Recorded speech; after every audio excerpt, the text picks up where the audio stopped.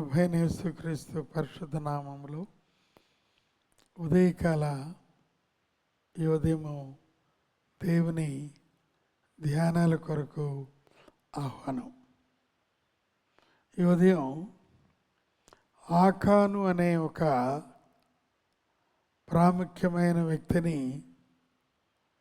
మన ముందు పరిశుద్ధాత్మ దేవుడు ఉంచారు. ఇశ్రాయేలీయులు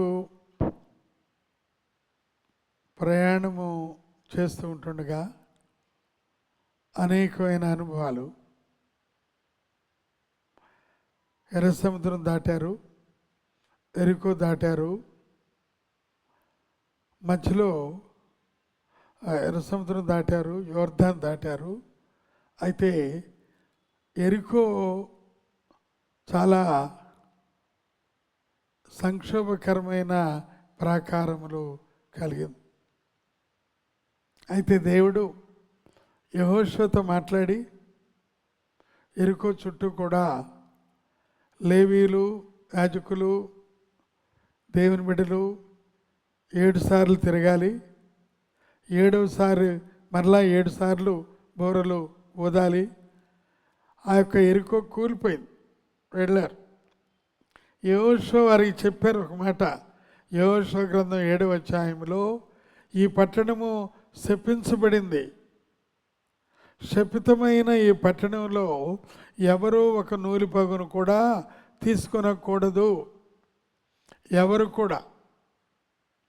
అయితే ఒక వ్యక్తి, ఇతని పేరే ఆకాను.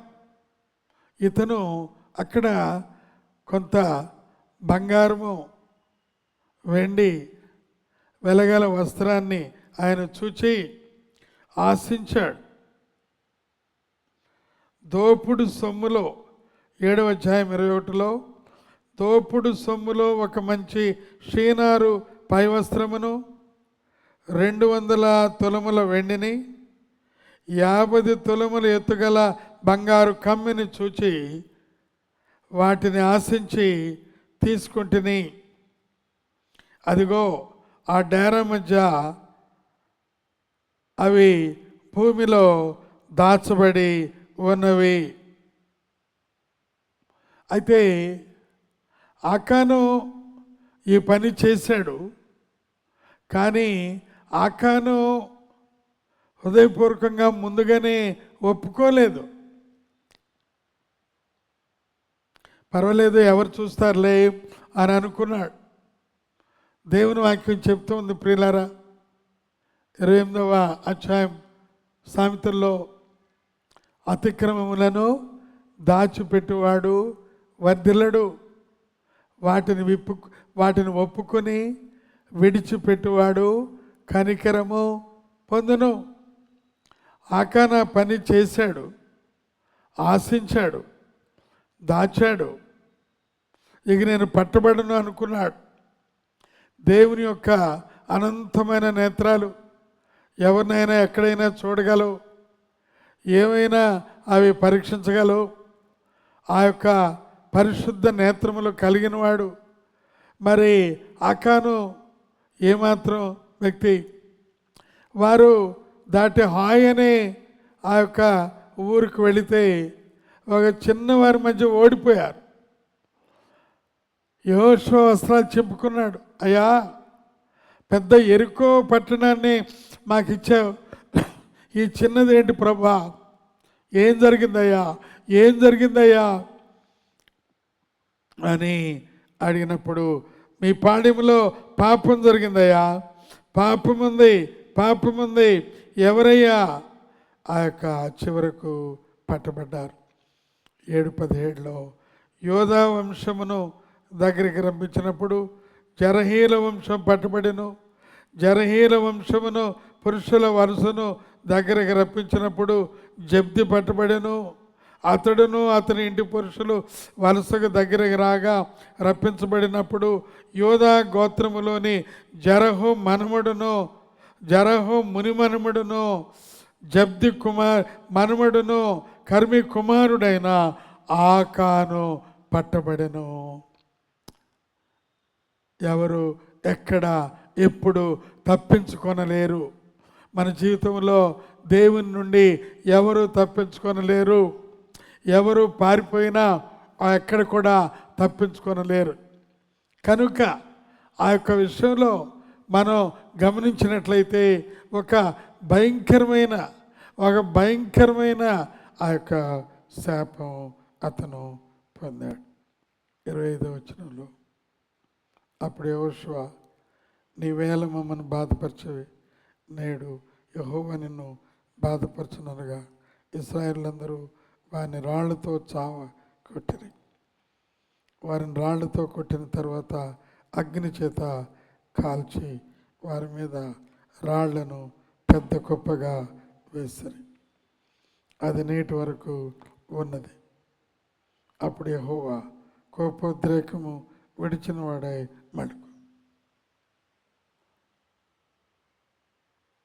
ముందుగానే ఒప్పుకున్నట్లయితే ఈ స్థితి ఆయనకు వచ్చేది కాదు. వారు రాళ్లతో, పాళెములో పాపం ఉన్నప్పుడు, శాపం ఉన్నప్పుడు అది కొట్టి చంపాలని నియమం. తర్వాత ఇశ్రాయేలు ముందుకెళ్ళారు. 7వ అధ్యాయంలోనే ఇంకొక ట్విస్ట్, అదేంటంటే ఆకాను దేవుని సంబంధిగా ఉండి శాపగ్రస్తుడిగా చనిపోయాడు. రాహాబు అన్య స్త్రీగా ఉండి దేవుని నమ్ముకుని దేవుని విధేయురాలై తన కుటుంబస్తులందరినీ ఈ భయంకరమైన ఈ యొక్క ఎరికోలో ఈ యొక్క తగలబెట్టే అనుభవంలో నుండి వారు రక్షించబడ్డారు. దేవుని స్తోత్రాలు కలుగునుగాక. చివరిగా ఆకాను అన్నాడు, కానీ అతనుకు యెహోషువ 7:20లో ఆకాను యెహోషువతో, ఇశ్రాయేలుల దేవుడైన యెహోవాకు ఎదురుగా నేను పాపము చేసినది నిజము అని అన్నాడు. కానీ అప్పటికే జడ్జిమెంటు అయిపోయింది.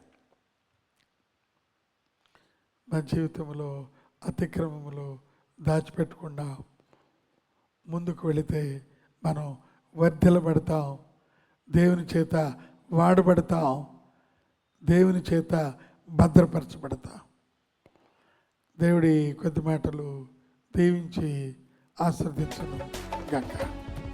అతిక్రమములు దాచకుము, ఒప్పుకొనుము ఈ క్షణము. అతిక్రమములు దాచకుము, ఒప్పుకొనుము ఈ క్షణము. ఆదాము చేశాడు పాపం, అందరికి తెచ్చాడు శాపం. ఆదాము చేశాడు పాపం, అందరికి తెచ్చాడు శాపం. ఆకాను దాచాడు పాపం, అప్పుడే చూశాడు మరణం.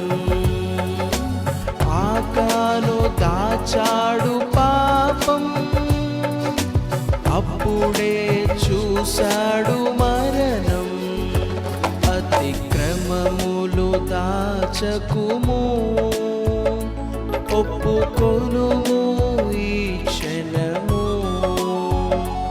అతిక్రమములు దాచకుము, ఒప్పుకొనుము ఈ క్షణము. పరిశుద్ధ ప్రేంగల మా పరలోక తండ్రి, స్తోత్ర వందనాలు. ఈ ఉదయకాలం ఆకాన్ని మా ముందు పెట్టావు ప్రభా. యవనస్తుడు, తలాంతులు కలిగిన వాడు, కానీ తనకున్న ఆ యొక్క వేషధారణ రుగ్మత ద్వారా ప్రభా తన ప్రాణాలని కోల్పోయిన వాడుగా, శపితుడిగా, శపించబడిన పట్టణంలోని ఆశించి తాను శపితుడిగా అయిపోయిన విధానం మేము చూసాం.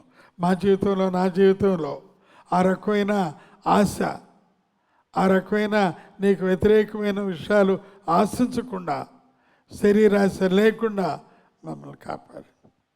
యేసయ్య పరిశుద్ధ నామములో అడిగి ఉన్నామా తండ్రి, ఆమేన్. తండ్రి కుమార పరిశుద్ధాత్మ త్రియేక దేవుని ప్రేమ కృప సమాధానం మనందరికీ ప్రత్యేకంగా ఇదను పరిశుద్ధాత్మ ద్వారా ఒప్పింపు చేయబడిన వారందరికీ తోడై ఉండి నడిపించును గాక. ఆమేన్.